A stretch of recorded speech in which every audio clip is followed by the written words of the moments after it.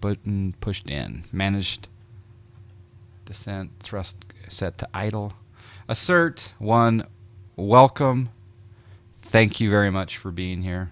I appreciate it. How do I say? What Das Vidanya is like goodbye, isn't it?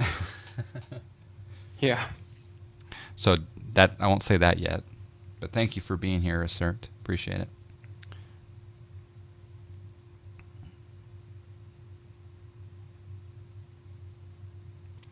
Okay, we're starting the descent. All right, so when I pass through 18,000, that's when I'll set the local altimeter, and then I will also turn on my lights. Yeah. Would it be terribly out of the way if I... Oh, okay, so you didn't hear my question, I don't think. I'm doing the RNAV RNAV approach. Is it going to... Yes. So it should take me all the way down to... Is it going to take me down to Heget? Or is it going to... I mean, what's it going to do once we get to Rat... you're going to vector me at Compa. Yes. And then I'm just going to do a visual approach, right? Ooh, I'm so scared. Yeah, so normally the way you have programmed right now is it would take you down to the Seminole VOR, then turn right to Compa, and perform the approach procedure. I'm going to take a couple of shortcuts, so as you come closer to probably around Libby or Elmo, I'm just going to tell you to go direct Compa and sort of do a little bit of shortcut. Okay, perfect. I'd put in the ARC mode for nav on the display there. Okay, ARC mode for nav. Okay.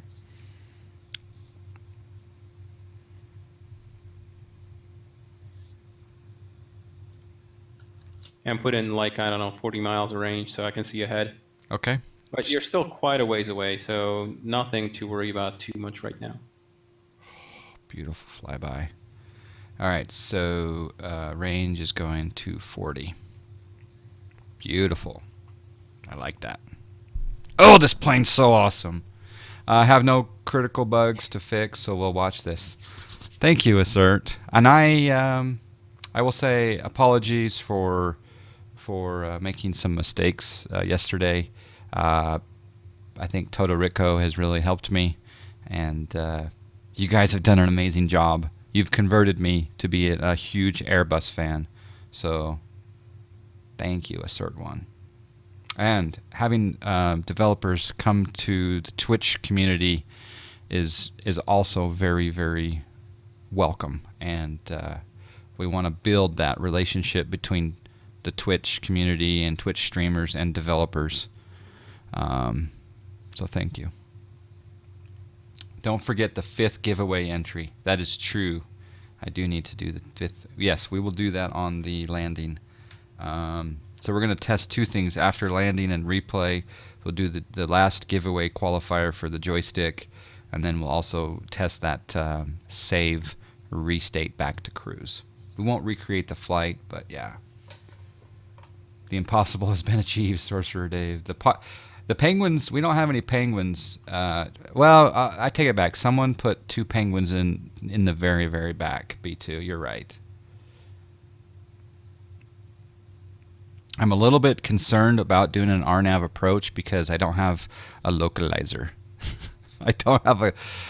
will I have a visual reference on my PFD as far as if I'm above and below the vertical profile? Yeah, you will. On an RNAV, you will. Okay. I must admit, I've done very few RNAV approaches. That's the reason why the button there on the EFIS right next to the flight director is not ILS, but LS, landing system. Because it provides guidance data from multiple sources, not just the ILS.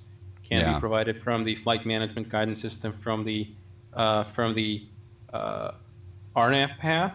It can do it from, if your airplane were equipped for an MLS, for a microwave landing system approach, it would do that. So the airplane is extremely flexible in that, and it will give you horizontal and vertical guidance. Beautiful. So it will basically generate a sort of synthetic kind of glide slope and localizer signal. So I like that word. You'll still hit approach on the FCU there on the glare shield, just the same. Yeah. Okay, I didn't know that. I didn't know that you'd hit the approach button. That's cool. All right, The same way it works on when you're doing an RNAV approach in like the laminar GNS 530 and the G1000. It does exactly the same. It synthesizes the sort of artificial ILS signal. Okay.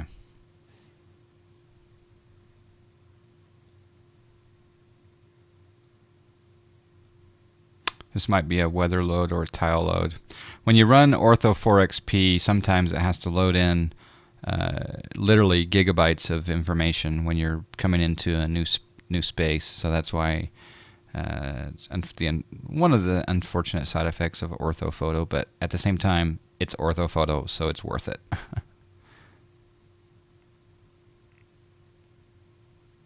Crownman20, you summed it up well.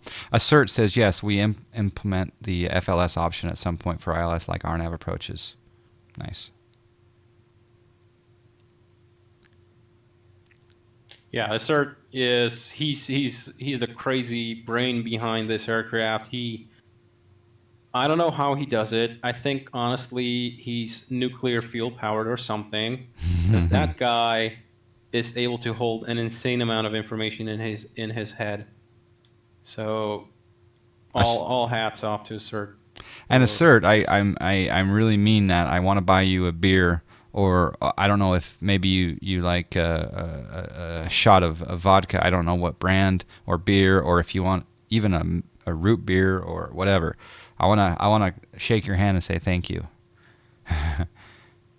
So maybe I travel to over your way, or maybe you come over to our fine Flight Sim Expo or Flight Sim Con or Cosford or something like this.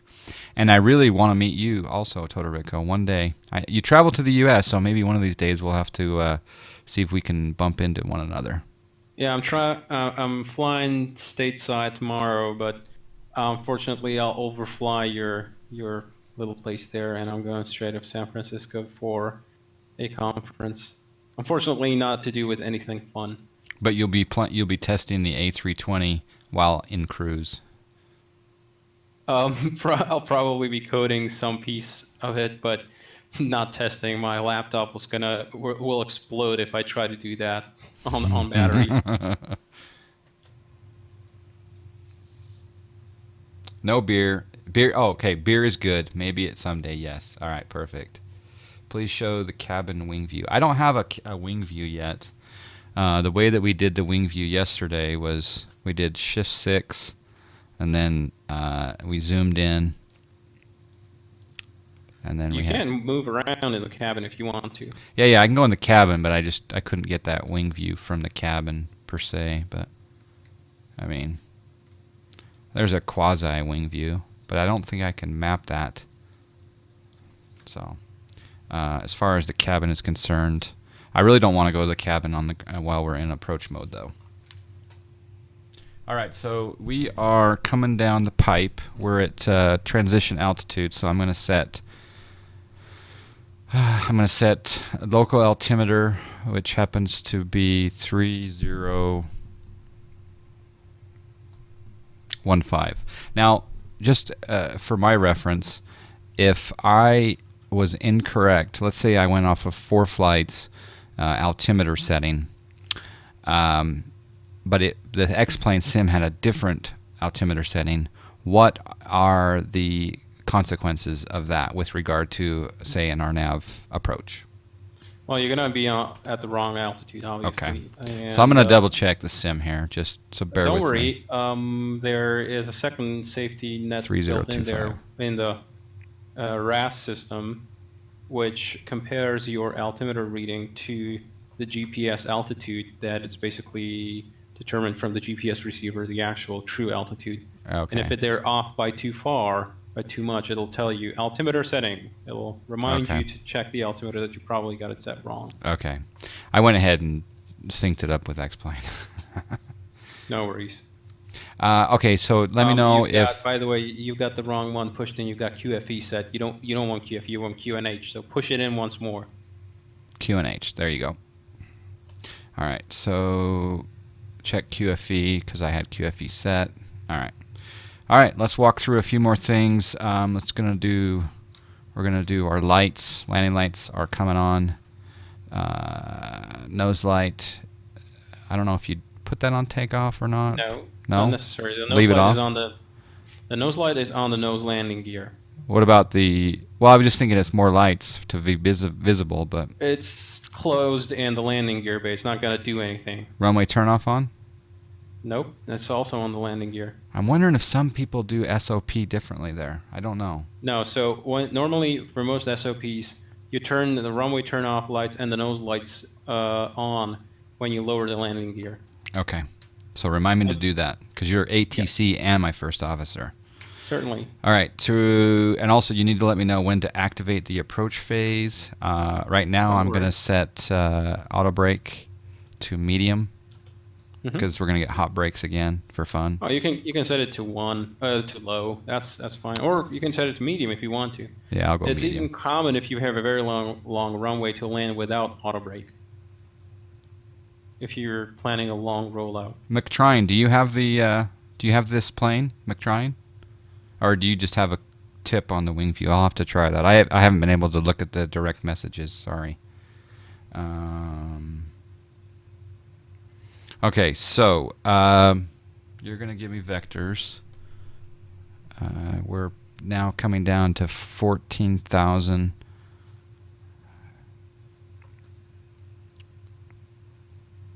We won't do a localizer arm, will we? We'll just do an approach arm at some point. Correct. Okay to activate the approach phase now or no? Oh, just wait a little. We've still got time. Okay.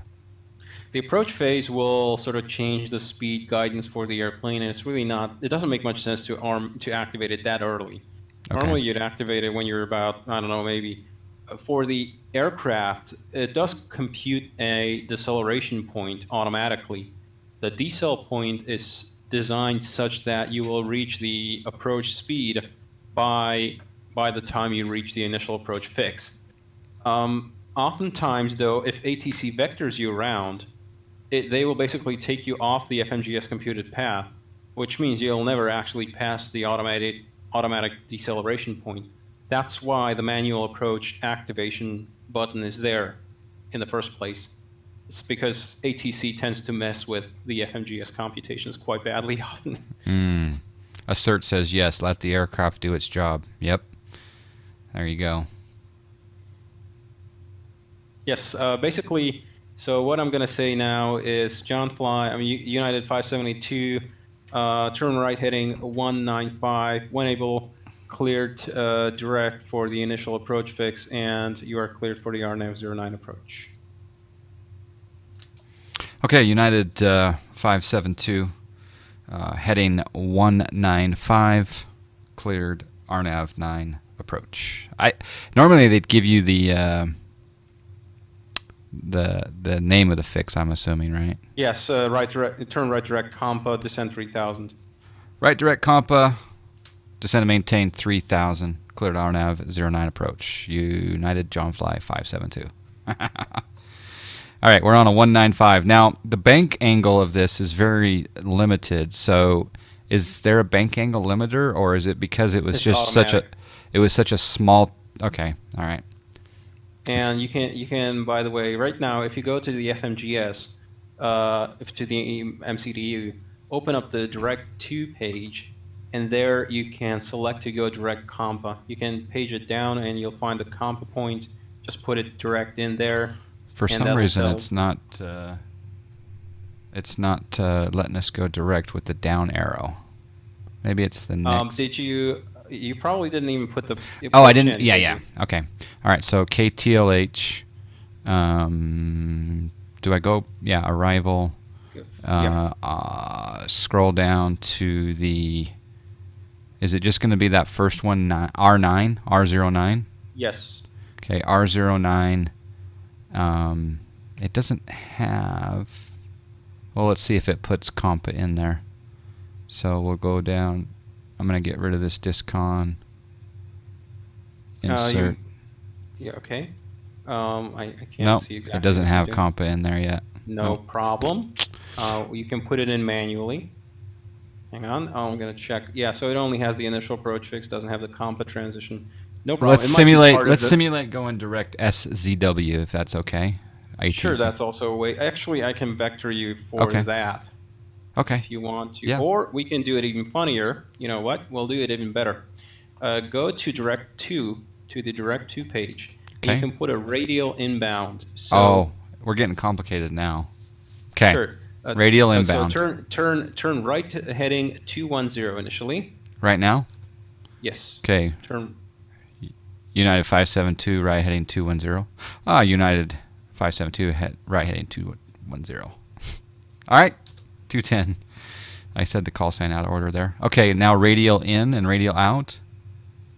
Yes, so you'll want to bring up a little bit the range on the navigation display, and you can see that once you select RAGCO, put that into the Direct To page. So Radco, direct to. All right. Yes, and don't activate it yet. Okay. In radial in, put 135. Okay, 'cause it has 274 in there, so I'm going to overwrite 135. Yes. All right. Direct to insert.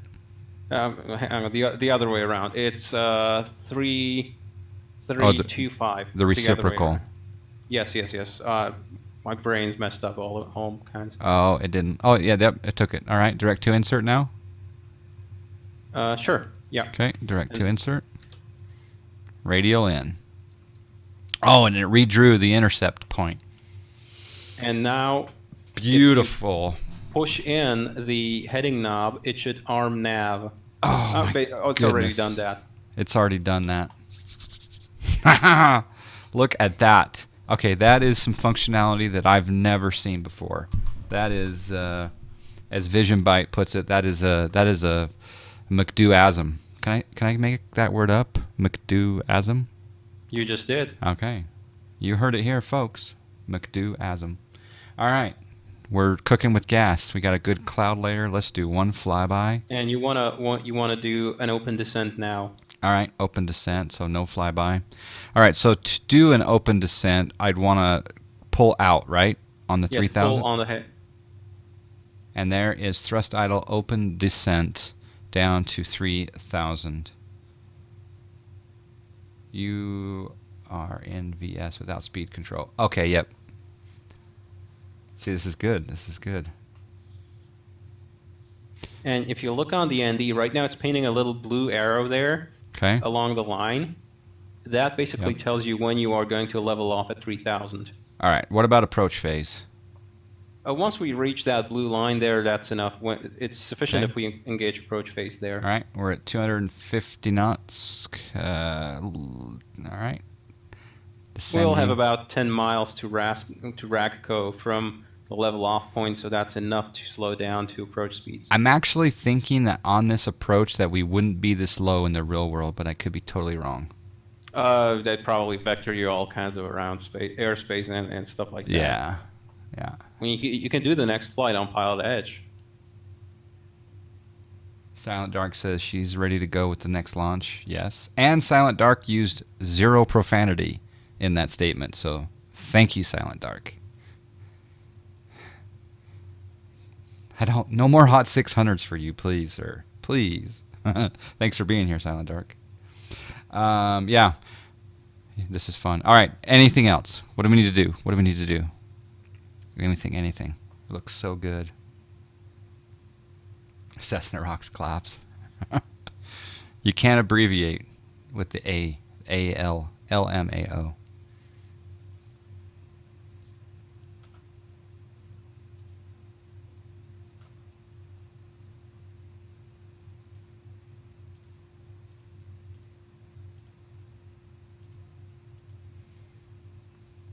Okay, so we're just about to level off. Okay. So you can go ahead and activate the approach phase now. Activate approach. Uh-oh. Okay, there we go. Adjust desired height. Okay. That's fine. Perf. Activate approach. Confirm. All right, so our VAP is 133. All right. Yes. Am I going to upload this video later? Yes. Yes, for sure. Granny Groovy, absolutely. And your MDA, by the way, is 400. Let's set MDA. 400. Thank you, First Officer Slat. Virtual CFI. You got that half right. I'm virtual. Should I put the... I think I kind of want to put like the perf page and then the legs page on one of the... Maybe, yeah, you can put the legs page on the right hand. Maybe the legs page over... Or maybe the perf page on the captain side. I don't know. Legs over this side. That's beautiful.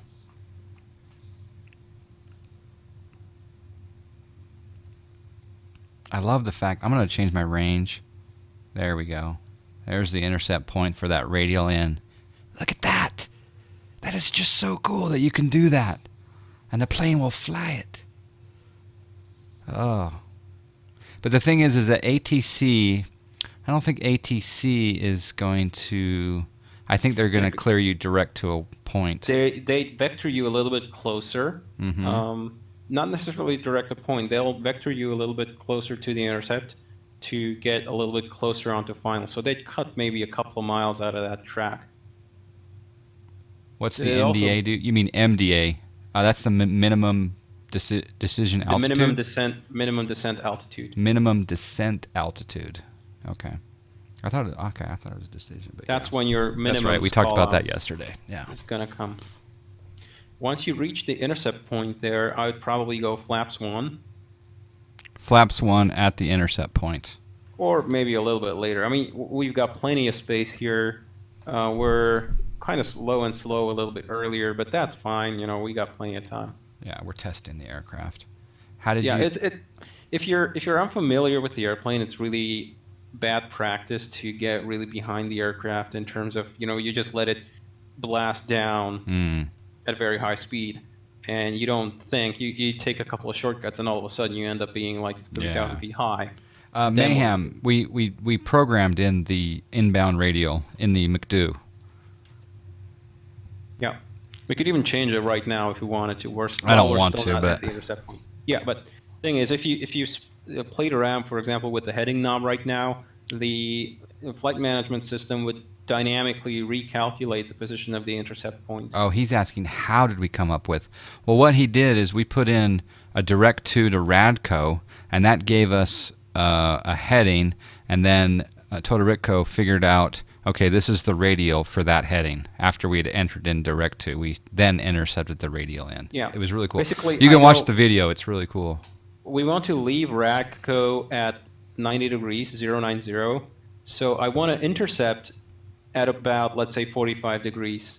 So I know I want to be coming in on, therefore, 090 plus 45 degrees is 135.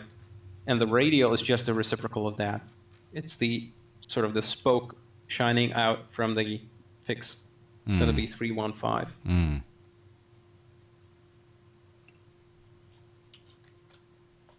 So right about now would be probably about a good time to go flaps 1. Okay. Flaps 1 coming down. Oh, it's so beautiful. Flaps 1 now displayed right there. It shows them going out. Oh, this is slats on the slat side. Okay. Yes, it's called, well, flaps 1 is the name of the position of the lever, but it's in Airbus on approach mode. It will actually just roll out the slats, which means it won't give much drag, but it'll significantly increase the sort of maneuvering range of the wing. So in terms of speed, you can go a lot slower. You can see that the aircraft is now slowed down to the S speed on its own. I'd now bring up the landing system display, the LS display on both PFDs. Okay. And you can arm the approach phase. LS being toggled on both sides. And we're going to arm the approach phase by clicking the APPR button. All right? Yes. Now we're on an intercept heading to Radco. And Assert recommends also pushing the CSDR, the constraint button, on the EFIS control panel. That'll show your constraints. for the individual points. On the up here. Yes. Constraints right there on both sides. Thank you. And remove LS, he says. Oh, I'm probably remembering the whole thing wrong. Well, right, yeah, no, remove LS. That's sorry about that. I keep messing up the ILS and the RNAV modes. Okay, LS. All right, when's Flaps 2 coming in here, do you think? As soon as you are basically turning inbound. Okay. And yeah, there it is.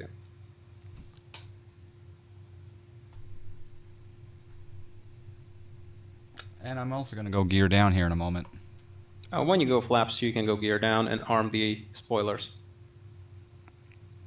And turn on the lights on the nose landing gear. There you go. Another notch of flaps. And gear coming down. Silent Dark makes a very valid point. When are you going to start streaming? Oops. Me? Yeah. Oh. I'm nowhere near as entertaining as you are. You are very entertaining and very educational. That's also a word that I make up. Educational. Hello from Bulgaria. Hello, Bulgaria. I've talked to Bulgaria on my ham radio. Right now, by the way, the airplane is slowing down to the flaps maneuvering speed. That's going to make us very, very slow. That's fine, but normally they want you to go a little bit quicker. So I pull the speed knob, bring it up to about 160, and then when you get a little bit closer to the airfield, probably like 5 miles, that's when I... Hold on, I accidentally hit the heading knob. Sorry, my bad. Okay, so going up to what's what? 160? Yeah, you've put it now. Let's see. No, it's now. You've put it out of final approach mode, and now it's just in regular mode. Okay. Okay, so this is not going to work out. We got to start Sure it over. It is. We'll manually land it. Okay, well, then take the autopilot out and fly. Oh, you can re-engage approach mode. Yeah, you're right. You could just push in approach, push the approach button again.